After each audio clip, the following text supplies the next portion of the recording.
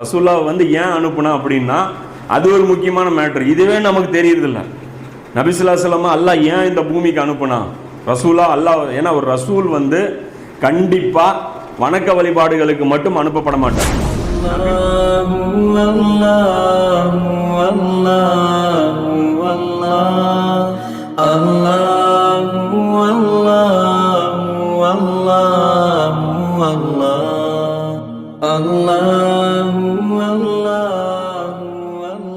வந்து ஏன் அனுப்புனா அப்படின்னா அது ஒரு முக்கியமான மேட்டர். இதுவே நமக்கு தெரியுது இல்லை. நபி ஸல்லல்லாஹு அலைஹி வஸல்லம் அல்லாஹ் ஏன் இந்த பூமிக்கு அனுப்புனா? ரசூலா அல்லாஹ், ஏன்னா ஒரு ரசூல் வந்து கண்டிப்பா வணக்க வழிபாடுகளுக்கு மட்டும் அனுப்பப்பட மாட்டார். நபிமார்கள் தான் அதுக்கு அனுப்பப்படுவாங்க. ரசூல் வந்துட்டார் அப்படின்னா அவருக்கு எக்ஸ்ட்ரா ஒரு வேலை இருக்கும். அதாவது மூசா நபிக்கு எக்ஸ்ட்ரா வேலை என்ன? மூசா நபியோட எக்ஸ்ட்ரா வேலை என்ன? அவர் வரணும், அல்லாவை மட்டுமே வணங்கணுங்கிற அந்த மக்களுக்கு கிளாஸ் நடத்தணும், பிளஸ் பனு இஸ்ராயல்களை ரிலீஸ் பண்ணணும். இது ரெண்டுமே செய்வாங்க. அதுதான் ரசூலுடைய மிஷன். மிஷன் இல்லாம ரசூலே வரமாட்டார். மொட்டையா ரசூலே வரமாட்டாங்க. ரசூலுன்னு வந்தா அதே மாதிரி சாரி நபி எடுத்துங்க. அவர் என்ன, இந்த அளவு நிறுவ எல்லாமே இருக்கும். அந்த அளவு நிறுவையில வந்து மோசடி செய்யக்கூடாது, அதை வந்து சொல்றதுக்கு இருப்பார். லூத்து நபி வந்தார், அவருக்கு மிஷன் என்ன? ஓரினை சேர்க்கையை எதிர்க்கணும், அது அவங்களுடைய மிஷன். அது மாதிரி ஒவ்வொரு இறை தூதருக்கும் ஒரு மிஷன் இருக்கும். இப்போ ரசூலோடைய மிஷன் எது அப்படின்னு பார்த்தீங்கன்னா அல்லாஹ் சொல்றான், அவனே தன் தூதரை நேர்வழியுடனும் சத்திய மார்க்கத்துடனும் அனுப்பி வைத்தான். நான் தான் அனுப்பி வச்சேன், நேர்வழியுடனும் சத்திய மார்க்கத்துடனும். எதுக்கு அனுப்புன? அல்லாஹ்வே சொல்றான், இணை வைப்பவர்கள் வெறுத்தாலும் எல்லா மார்க்கங்களையும் விட இந்த மார்க்கத்தை மிகைக்க செய்யுமாறு தன் தூதரை அனுப்பினான். இந்த மார்க்கத்தை செஞ்சு காமி. இது இணை வைப்பவர் ஒத்துக்க மாட்டான், ஆனா நீ நடைமுறைப்படுத்தி இது எப்படி இருக்குன்னு டெமோ காட்டு அப்படிங்கறத ரசூலுல்லாஹ் அல்லாஹ் சொல்றான். தாவா செய்யறது மட்டும் ரசூலுல்லாஹ்வுடைய வேலை இல்லை, செஞ்சு காமிக்கணும். தாவா செய்யறது ஒரு மேட்ரு இல்லைங்க. நீங்க நாம தாவா செய்யறோம், இது ஒரு மேட்ரு கிடையாது. செய்யறது எவ்வளவு பெரிய மேட்ரு தெரியுமா? அப்ப இதை செஞ்சு காமிக்கிறதுக்காக நபி ஸல்லல்லாஹு அலைஹி வஸல்லம் அனுப்புனதான் சொல்லி அல்லாஹ் சொல்றான். 9:33 அல்லாஹ் சொல்றான்.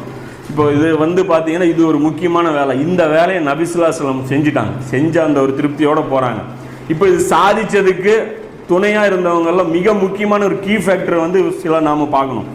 என்ன அது முக்கியமான கீ ஃபேக்டர்னா சஹாபாக்கள். ரசூல்லா மட்டும் கரெக்டாக இருந்து இது நடத்தவே முடியாது. ஒன் மேன் மிஷன் இது கிடையாது. இது வந்து ஒரு மிகப்பெரிய ஒரு டீம் ஒர்க். ஒரு கவர்மெண்ட் ஒரு புரட்சி ஏற்படுத்துறதுங்கிறது அந்த டீம் கொண்டு தான் நடத்த முடியுமே தவிர தனி நபரா சாதிக்கவே முடியாது. ஏன்னா நபிமார்கள் எல்லாருமே ஒரே தரத்தில் இருப்பாங்க. ஆதம் நபியிலிருந்து ரசூல்லா வரைக்கும் எல்லாருமே திறமையிலையும் ஆற்றலையும் சமமானவர்கள். ஆனா நபி தோழர்கள்ல வித்தியாசம் இருக்கு. இங்க இந்த சஹாபாக்கள் இருக்காங்க இல்லையா, அந்த அரபு மக்கள், இந்த மக்கள் சாதிச்சாங்கல்ல, இந்த சாதனை இது வரைக்கும் எந்த ஒரு நபிமார்களுடைய தோழர்கள் செஞ்சது கிடையாது. இதுக்கு வந்து ரெண்டு வந்து பிரச்சனை, அதாவது ஒரு 4 விஷயம் இதை வந்து முக்கியமாக நம்ம குறிப்பிட முடியும்.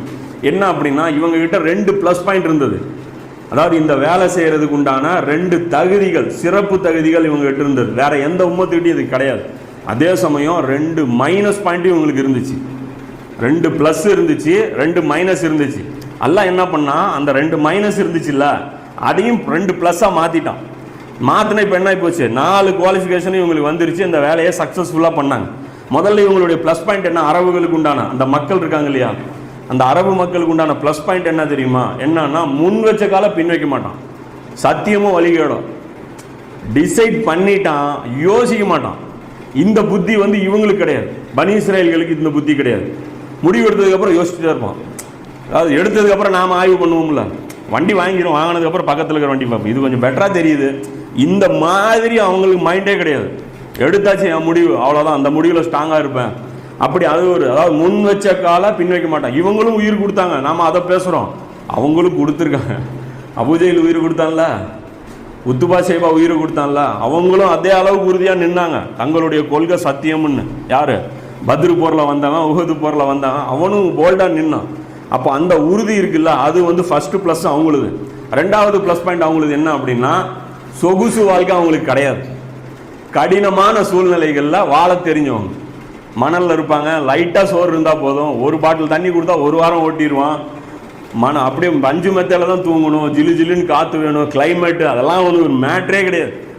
மணலில் படுத்துக்குவாங்க, பாறையில் படுத்துக்குவாங்க, மரத்தில் ஏறி படுத்துக்குவாங்க, முள்ளில் நடப்பாங்க, செருப்பு இல்லாமல் எவ்வளோ தூரம் நடப்பாங்க. ஒரு போர் வீரனுக்கு இது ரொம்ப தேவை. அதாவது சிக்கலான நேரத்தில் சமாளிக்கணும், அதாவது கம்ஃபர்ட் அவன் பார்க்கவே கூடாது. அப்போ அந்த ஒரு உடல் வலிமையாக இருக்கட்டும், மன வலிமையாக இருக்கட்டும், இவங்களுக்கு ரொம்ப ஜாஸ்தி. மைனஸ் பாயிண்ட் இவங்களுக்கு என்ன அப்படின்னா, ஒற்றுமையே இவங்களுக்கு கிடையாது. ஒவ்வொரு கிளையினரும் தங்களுக்குள்ள அடிச்சுக்குவாங்க. இவங்க அவனுக்கு ஆகாது, இவன் அவனுக்கு ஆகாது. அந்த பிளஸ் மைனஸ் அல்ல என்ன பண்ணா பிளஸ்ஸா மாத்தினா. எப்படின்னா, நபி ஸல்லல்லாஹு அலைஹி வஸல்லம் மாதிரி ஒரு பொதுவான ஒரு லீடரை ஏற்படுத்தினான். இவரு கீழே நீ வரியானா எவனுமே பிரச்சனை பண்ணல. அவரு லீடர்னா நான் ஓகே நானும் வந்துடுறேங்கிறான். ஏன்னா அவரை அவ்வளவு பெரிய ஒரு நல்ல ஒரு லீடரை எல்லாம் ஏற்படுத்திட்டான். அதுக்கப்புறம் இப்போ வரைக்கும் பாசிபிள் இல்லை. அதாவது அவங்கள ஒரு பெல்ட்டில் கொண்டு வர்றதுக்கு இப்போ வரைக்கும் முடிய மாட்டேங்குது. ரசூல்லா இருந்ததுனால அது என்ன ஆகிப்போச்சு, அவங்ககிட்ட இருந்த அந்த குறை ஆஃப் ஆயிடுச்சு. ரெண்டாவது என்னன்னா, அவங்களுக்கு எஜுகேஷன் கிடையாது, எந்த ஒரு கல்வி அறிவும் அவங்களுக்கு கிடையாது. அதை அல்லாஹ் எவ்வளோ பெரிய ப்ளஸ்ஸாக மாற்றிட்டானா, இன்னைக்கு நமக்கு சோர்ஸே அவங்க தான். குர்ஆனுக்கு கொடுத்த அல்லாஹ் இது உலகத்தில் இருக்கிற எல்லா கல்வியும் அப்பங்கல்வியாக போயிடுச்சு. அப்போ இது இவ்வளோ பெரிய ப்ளஸ் ஆன உடனே அவங்க பயங்கரமான ஒரு சாதனை இவங்களால பண்ண முடிஞ்சு. இவங்க எப்படி சாதிச்சாங்கன்னா இதுதான் மேட்ரு. அதாவது அவங்களுக்கு சொகுசு வாழ்க்கை அவங்களுக்கு கிடையாது, உறுதி அவங்களுக்கு ஏற்கனவே டிஃபால்ட்டாக இருந்த மக்கள். கல்வி வந்தவுடனே அவங்களுக்கு நல்லா புரிய ஆரம்பிச்சிருச்சு. இந்த உலகத்துடைய உண்மை, மர்ம, சொர்க்க, நரகம் இதெல்லாம் நல்லா தெளிவாக புரிய ஆரம்பிச்சிருச்சு. நபி ஸல்லல்லாஹு அலைஹி வஸல்லம் மாதிரி நேர்மையாக வழி நடத்தக்கூடிய ஒரு தலைவர், ஒரு சார்பு இல்லாமல் பொதுவாக அரவணைச்சு கொண்டு போன தலைவனுக்கு அதுதான் பிரச்சனையே. ஒரு குரூப்புடைய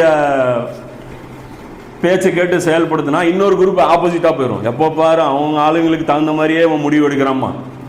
அதனால் பெரிய அக்க போரா போயிடும். அந்த மிஷன் என்ன ஆயிரும், குலைச்சி விட்ருவாங்க. இன்றைக்கி அதுதானே ஒரு கட்சி இன்றைக்கி அரசியல் கட்சி என்ன பண்ணுறாங்க, கட்சி உடைக்கிறது தான் அவங்களுடைய வேலையை. முதல்ல ஜெயிக்க பார்ப்பாங்க, ஜெயிக்க முடியலன்னா என்ன பண்ணுவாங்க, அந்த கட்சியில் இருக்கிறவன் 2ஆம் நம்பரில் இருக்கிறவனு தூக்கி விட்டுருவாங்க. நீ இப்படி வந்துரு அப்படிம்பாங்க. அதை கட்சி உடச்சி விட்டு வேலை பார்ப்பாங்க. இந்த வேலையெல்லாம் இது ஒரு முக்கியமான ஒரு படிப்பினை. இதெல்லாம் முடிச்சுட்டு நபி ஸல்லல்லாஹு அலைஹி வஸல்லம் ஹஜ்ஜுக்கு போகிறாங்க. ஹஜ்ஜுக்கு போகும்போது நிறைய நிகழ்வுகள் நடக்குது. அது சம்மந்தப்பட்ட எந்த நிகழ்வும் இப்போ குறிப்பிட வேண்டாம். ஹைலைட்டான விஷயங்கள் என்னன்னா, முதல் முறையாக நபி ஸல்லல்லாஹு அலைஹி வஸல்லம் தல்பியா சொல்கிறாங்க. தல்பியா சாதாரண மேட்ரு கிடையாது. தல்பியா சொல்கிறது சாதாரண மேட்ரு. நபி ஸல்லல்லாஹு அலைஹி வஸல்லம் சொல்கிறாங்க, லப்பைக் அல்லாஹும்ம லப்பைக், இறைவா நான் வந்துட்டேன், நீ கூப்பிட்ட நான் வந்துட்டேன். லா ஷரீக லக லப்பைக், உனக்கு எந்த இணையும் கிடையாது. இன்னைக்கு வானத்திலையும் கிடையாது, பூமியிலும் கிடையாது. இதை சொல்றதுக்கு அருகதை நமக்கு இருக்கா? பூமியில் அல்லாவுக்கு இணை இல்லையா? அவன் சேர்த்த மாட்டேங்கிறான் அல்லாவை. அல்லாவுக்கு ஒரு சைடில் ஒரு பொசிஷன் கூட இப்போ கிடையாது. அல்லாஹ் வெளியே தள்ளி வச்சிருக்கான். பார்லிமெண்ட்ல அல்லா இருக்கானா?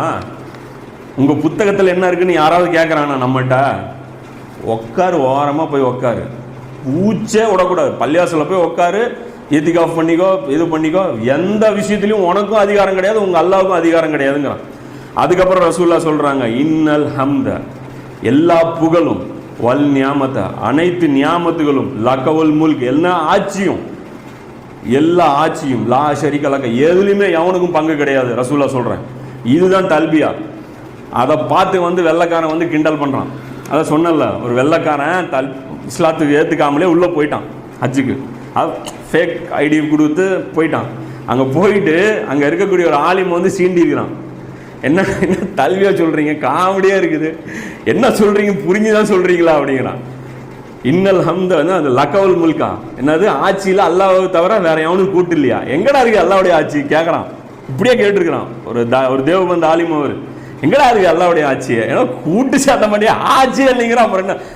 அதாவது எப்படி இருக்குதுன்னா, இந்த பாயில நான் படுக்க உன்னை சேர்த்திக்க மாட்டேங்கிறான். இந்த பாயே இல்லை, நீ என்னத்தை சேர்த்துறது? இருந்தால் தானே நீ கூட்டு சேர்த்துறதை பற்றி பேசணும். இங்கே அல்ல ரசூல் என்ன சொல்கிறாங்க, கூட்டே கிடையாதுங்கிறாங்க, இவன் ஆட்சியே கிடையாதுங்கிறான். நமக்கு அது ஒன்றுமே தெரியல, சுற்றிட்டு இருக்கிறோம். போய் சங்கு சக்கர மாட்டோம், காபத்துள்ள தவாஃப் ஒன்றும் வேஸ்ட்டு. நம்ம சுற்றுனா எல்லா இடத்துல ஒரு மதிப்பே. ஏன் துவாக்கள் ஏற்கப்படுறதில்ல? காபத்துள்ளால் போய் நம்ம துவா செய்கிறோம்ல, இந்த உம்மத்துக்கு கண்ணியத்தை கொடுத்துட்டானா? நீ என்ன சாதிச்சுட்டு இங்கே வந்த? ரசூல்லா போனாங்களா? எல்லாம் முன்னாடி நிற்கிறது ஒரு தகுதி வேணும். ஒரு வாரம் கேப்பில் தானே போகிறாங்க.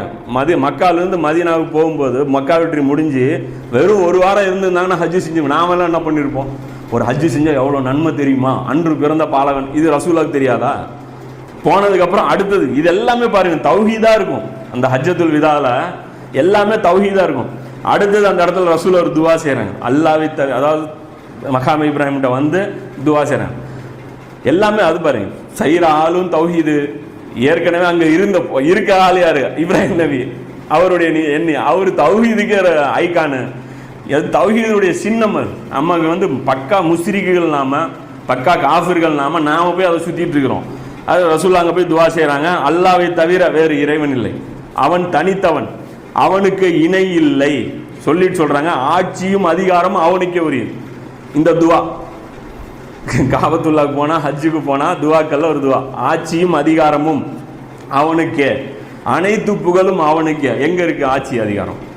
எங்க அவனுக்கு புகழ் இருக்கு? அவனே அனைத்து பொருட்களின் மீதும் ஆற்றல் உள்ளவன். பெட்ரோல் மேல அல்லாஹ்வுக்கு ஆற்றல் இருக்கா? கரன்சி மேல இன்னைக்கு அல்லாஹ்வுக்கு ஆற்றல் இருக்கா? உலகத்துடைய பொருளாதாரத்தை இயக்கிறதுல அல்லாஹ்வுக்கு ஆற்றல் இருக்கா? இல்ல. அல்லாஹ்வை தவிர வேறு இறைவன் இல்லை. இது சொல்லிட்டு இந்த துவா ரசூலுல்லாஹ் சொல்றாங்க. அடுத்து சொல்றாங்க, அவனே தனது வாக்குறுதியை பூர்த்தியாக்கினான், அவனே தனது அடிமையை உண்மைப்படுத்தினான். அல்லாஹ் ரசூலுல்லாஹ் சொல்றாங்க. இதெல்லாம் நான் செஞ்சேன்னு இந்த இடத்துல பாரு, ரசூல்னு கூட சொல்லல, அடிமைங்கிறாங்க ரசூலுல்லாஹ். தன்னடக்கம் பாரு ரசூலுல்லாஹ்வுக்கு. அந்த இடத்துல தன்னுடைய நபியை உண்மையாக்கினான்னு கூட சொல்லியிருக்கலாம்ல, அந்த இடத்துல அதை சொல்லல, வெறும் அடிமைங்கிறாங்க. அவனே தன்னுடைய அடிமையை வந்து உண்மைப்படுத்தினான், அவனே தனியாக அனைத்து படைகளையும் தோற்கடித்தான். இவர் எதுவுமே செய்யலையாம், எதுவுமே நான் செய்யல, அல்லாஹ்வே தோற்கடிச்சான் அப்படின்னு சொல்லிட்டு நபி ஸல்லல்லாஹு அலைஹி வஸல்லம் இது பண்றாங்க. இந்த நேரத்தில் அலி ரலியல்லாஹு வந்துடுறாங்க. அலி ரலியல்லாஹு யமன்ல இருந்து ரசூலுல்லாஹ் ஹஜ்ஜுக்கு போயிட்டாங்கன்னு அவங்களுக்கு கிளம்பி வர்றாங்க. அவர் வந்து ரசூலுல்லாஹ் கூட ஜாயின் பண்ணி ஹஜ்ஜு செய்கிறாங்க. இந்த சம்பவங்கள் ஃபுல்லாகவே அலி ரலியல்லாஹு கூடவே இருக்கிறாங்க. அவருடைய அந்த வாகனம் இருக்குல்ல, அதோடைய வாகனம் ஓட்டியே அலி ரலியல்லாஹு தான். அதை பிடிச்சிட்டு தான் நின்றுருப்பாங்க. ஹஜ்ஜத்துல் விதால அவங்க பயான் செய்வாங்க ரசூலுல்லாஹ், இவர் கீழே நின்றுருப்பாரு. அது மாதிரி எல்லா நிகழ்வுலையும் இவர் கூட இருப்பாங்க. இதுல இன்னொரு முக்கியமான மேட்டர், இவர் வரும்போது பார்த்தீங்கன்னா இந்த தமத்து ஹஜ்ஜு அப்போதான் இன்ட்ரோடக்ஷன் ஆகுது.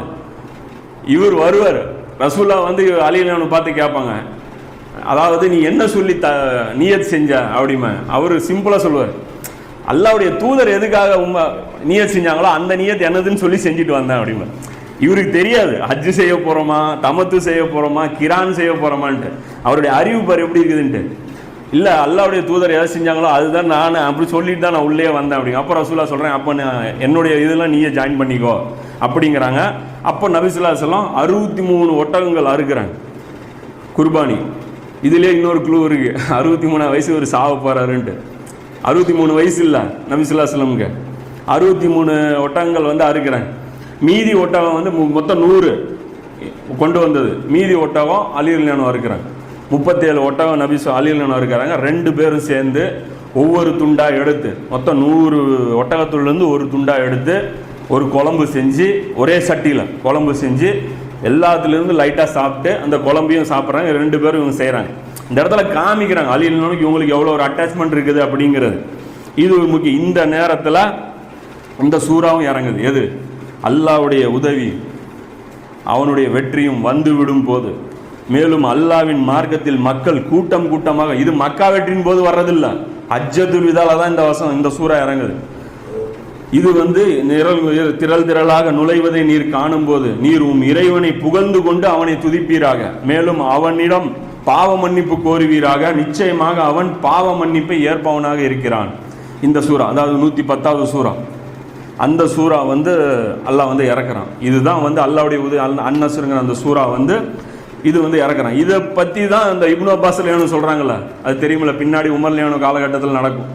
இவரை கூட வச்சிருப்பாரு, ஏன் வச்சிருக்கீங்கன்னு கேட்டால் இந்த சூறாவுக்கு விளக்கம் சொல்லுவார். இதில் நபி ஸல்லல்லாஹு அலைஹி வஸல்லம் மரணிக்க போகிற முன்னறிவிப்பு இருக்குது அப்படின்ட்டு. இதை வச்சே சஹாபாக்கள் எல்லாருமே கணிச்சிடுறாங்க. இவர் கணிச்சிடுறாரு, யார்? இப்னு அப்பாஸ் ரலியல்லாஹு சொல்லிடுறாங்க நபி ஸல்லல்லாஹு அலைஹி வஸல்லம். அதே மாதிரி இங்கேயும் குழு கொடுக்குறாங்க, 63 ஒட்டகம் இருக்கிறாங்க. சம்மந்தம் அது என்ன 63ல் நிறுத்துறது? உண்டவர ஒட்டகம் அறுக்கணும்ல, 63ல் நிறுத்திட்டு மீதி நீ அறுத்துக்கோ அப்படிங்கிறாங்க. அது அரிஜின் நிறுத்திட்டு போகிறாங்க. இது ஒரு முக்கியமான மேட்ரு. அதே மாதிரி இந்த இடத்துல தொழுகிறாங்க ரசூலுல்லாஹ் 2 ரக்காத். அந்த 2 ரக்காத் சூறாவை பாருங்க, குல் யா அய்யுஹல் காஃபிரூன், இன்னொன்று குல் வலா அஹத். ரெண்டுமே தௌஹீது. செலக்ட் பண்ணுறது ரசூலுல்லாஹ்வுடைய ஒவ்வொரு செயல்லையும் ஹிக்மத் இருக்கும். குல் யா அய்யுஹல் காஃபிரூன் எடு, லா அபுது மா அன்தும், அதாவது நீங்கள் வணங்குறத நான் வணங்க மாட்டேன், நான் வணங்குறத நீங்கள் வணங்க முடியாது. அதுதான் மேட்ரு. நான் யாரை ஆட்சியாளர்னா சொல்கிறேனோ அதை உங்களால் அக்செப்ட் பண்ண முடியாது. நீ யாரை ஆட்சியாளர்னா சொல்கிறியோ அதை என்னால் அக்செப்ட் பண்ண முடியாது. புரியுதா? லக்கும் தீனுக்கும் வலிய தீன், ஓ மார்க்கம் உனக்கு, என் மார்க்கம் எனக்கு. இது டிக்ளேர் பண்ணுறாங்க. அந்த சூறாவை நம்ம மொக்க பண்ணி வச்சிட்டோம். குல் யா அய்யுஹல் காஃபிரூன் சாதாரண சூறா கிடையாது. அது டிக்ளேர் பண்ணுறாங்க, உன் தலைவன் வேற என் தலைவன் வேற, எனக்கு வானத்தில் இருக்கிற நீ பூமியில் இருக்கிறவனை வச்சுட்டு இருக்கிற, இதை டிக்ளேர் பண்ணிட்டு ரசூலா அந்த இடத்துல 2 ரக்காத் தொழுதுட்டு இறுதி பேர் يؤتي الحكمة من يشاء ومن يؤت الحكمة فقد أوتي خيرا كثيرا.